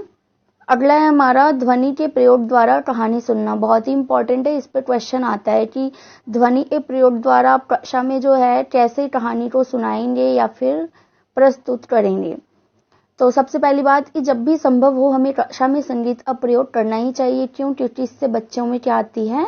ऊर्जा आती है, रुचि आती है, मनोरंजनात्मक हो जाता है। उनका पढ़ना काफी दिनों तक वो याद रखते हैं, लॉन्ग टाइम याद रखते हैं चीजों को। कहानी में निरंतरता बनाए रखने में भी संगीत सहायक सिद्ध होता है। आकर्षित करने के गुण हमारे संगीत में हैं। साधारण कहानी को भी ये अधिक रुचिपूर्ण बना देता है। कहानी के भाव को समझने में सहायक है, क्योंकि कब कौन सा संगीत यूज करना है ये बहुत ज्यादा ही इंपॉर्टेंट होता है। खुशी, जैसे कि खुशी का अगर माहौल हो तो संदेश हो तो तेज ध्वनि बजती है ना। अगर खुशियां मनाई जा रही हो तो ध्वनि कैसी होगी? तेज। वहीं अगर दुख के भाव हो तो कम या मध्यम ध्वनि का प्रयोग होता है। ये आप सीरियल वगैरह में देखते होंगे कि जब गुस्सा हो रहा होता है सामने वाला तो पीछे से ध्वनि बजती है धूमता ना ना ऐसे कर करके। तो ध्वनि कहाँ पे किस तरीके का प्रयोग करना है ये मालूम होना बहुत जरूरी है। पशु पक्षियों का वर्णन करने पर उनकी वास्तविक आवाज निकालना। अगर हम कक्षा में पढ़ा रहे हैं और मैं कहती हूँ कि शेर आया, तो शेर के दहाड़ने की आवाज अगर मैं निकालूं तो बच्चा ज्यादा इंटरेस्ट ले कहानी को सुनेगा। जैसे चिड़िया आई तो ची ची ची ची करती हुई चिड़िया आई, ऐसे करना। तो ध्वनि के प्रयोग से हम कहानी को अधिक रोचक बना सकते हैं। झरनों के टलटल की आवाजें और अन्य प्राकृतिक आवाजों को हम ऐड कर सकते हैं। अगला हमारा साधन है नाट्य कला, यानी कि नाट्य कला और नृत्य दोनों ही चीजें हैं जो परफॉर्म की जाती हैं सामने। तो एक दृश्य कला है ये भी, और अभिनय होता है इसमें। नाट्य कला बेसिकली क्या है? अभिनय है, एक्टिंग है। इसमें लोक मनोरंजन की भावना निहित होती है। ये सभी कलाओं का समावेश होता है इसमें। दृश्य कला है और श्रव्य कला भी इसमें शामिल है, इसमें अभिनय शामिल है, इसमें बहुत सारी चीजें शामिल होती हैं। ये क्रियाओं का अनुकरण होता है, यानी किसी की एक्टिंग करना, चाहे वो कोई दैवीय पात्र हो या फिर कोई खुद का लिखा हुआ नाटक हो। इसके महत्व क्या है कि पात्रों की भूमिका द्वारा छात्र प्रेरणा लेते हैं। मान लीजिए कोई कहानी सामने प्रस्तुत की जा रही है तो बच्चा प्रेरणा लेता है उस कहानी को देखकर। भाषाई ज्ञान बढ़ता है, क्योंकि सामने परफॉर्म करते हुए वो अपनी भाषा ना बोलकर उस पात्र की भाषा बोल रहा होता है, जहां उसे गलती करना बिल्कुल भी अलाउड नहीं होता। संगठन से योग्यता का विकास होता है, आत्मविश्वास में वृद्धि होती है और नैतिक मूल्यों का विकास भी होता है।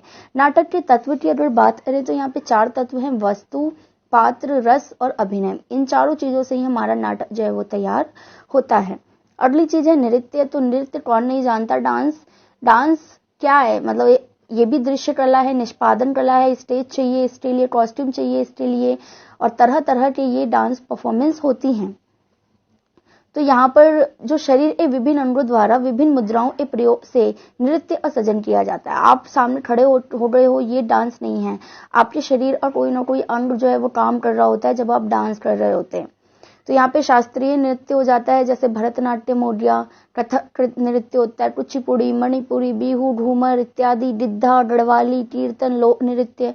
तो तरह तरह के नृत्य जो है वो हमारे भारत में पाए जाते हैं। अगला हमारा टॉपिक है कठपुतली यानी पपेट्री। ये हमने वर्ल्ड एजुकेशन के उसमें पढ़ा था, या फिर इसी के 4th यूनिट में हमने ये चीजें पढ़ी थी, कठपुतली कैसे बनाई जाती है, किस टाइप की होती है। तो ये दोबारा से रिपीट हो रहा है। ये आप सिलेबस देखेंगे ना डीएलएड, तो हर सब्जेक्ट जो है वो एक दूसरे से लिंक है। बहुत सारे टॉपिक ऐसे हैं जो हर सब्जेक्ट में है और किसी न किसी यूनिट में तो जरूर है, जैसे मूल्यांकन का हो गया, या फिर सूक्ष्म योजना हो गया, पाठ योजना हो गई। तो ऐसी कठपुतली वाला जो है वो वर्टेक्स में भी है और यहाँ पे आर्ट एजुकेशन में भी है। तो यहाँ पे कठपुतली क्या होता है? पुतली का अर्थ होता है मानव की आकृति और कठ का अर्थ होता है काठ, यानी कोई भी वस्तु जिस आप इस्तेमाल करेंगे। तो जो पुतलियां यानी आकृतियां मनोरंजन हेतु काठ से बनाई जाती हैं उसे कठपुतली कहते हैं। ये हो गई डेफिनेशन। इसका काम क्या है? मनोरंजन की सर्वाधिक प्राचीन पद्धति है, ये याद रखना है, प्राचीन पद्धति है, कोई न्यू पद्धति नहीं है। कई प्रकार से हम इसे बना सकते हैं कठपुतलियों को, जैसे कि सबसे पहला है आपका उंगली द्वारा। उंगलियों की मदद से जो हम कठपुतलियां बना ले, जैसे उंगलियों पर ही हमने क्या किया, ड्रॉ कर लिया और फिर हम उसके डायलॉग्स बोल रहे हैं, तो ये हमारा उंगली का कठपुतली होता है। दूसरा आता है लकड़ी का कठपुतली। तो लकड़ी के ऊपर हमने जो है जैसे झाड़ू की तीलियां या खपच्चियां हो गई, उसके द्वारा हमने ऊपर जो है फेस बनाया और फिर हम क्या करते हैं, उससे एक्टिंग करवाते हैं। तीसरा है दस्ताना कठपुतली। तो ये तो आपने मतलब कठपुतली, इसमें क्या होता है कि पूरे हाथ में जो है दस्ताना पहन के और फिर ऐसे मुंह की तरफ बुलवाते हैं, जैसे गली गिली सिमसिम वाले वाते थे ना कार्टून, तो उसमें भी तो ऐसे हाथ में पहन कर और फिर बुलवाते हैं, तो बिल्कुल वैसे ही है ये। परंपरागत कठपुतली जो पुराने टाइम में धागों की मदद से ऐसे करके आपके क्या होता है कि धागे दिखाई नहीं देते, जो सिर्फ कठपुतलियां हैं वो दिखाई देती हैं नाचती हुई। पांचवी चीज है मुखौटा यानी मास्क। इसको कैसे बनाया जाता है, ये क्या है, ये पूरा का पूरा वर्टेक्स में आया हुआ है, या फिर इसी के आर्ट एजुकेशन के ही 4th यूनिट में ये है, जहाँ पे पूरी विधि दी हुई है। हालांकि यहाँ पे सिर्फ मैं बता दूं कि ये भी आपके कठपुतली यानी पपेट्री के सेक्शन में आता है। मुखौटा बनाना, इसे चेहरे पर पहना जाता है और ये एक तरह का मास्क होता है। उसके बाद हम वैसा ही अभिनय करते हैं जैसे कि हमने मास्क पहना हुआ होता है। तो ये आपका आर्ट एजुकेशन कला शिक्षण जो इकाई 5 था, आखिरी इकाई थी ये, और इसके बाद जो है आपका कला शिक्षा का जो सिलेबस है 1st ईयर वो यहाँ पर कंप्लीट होता है।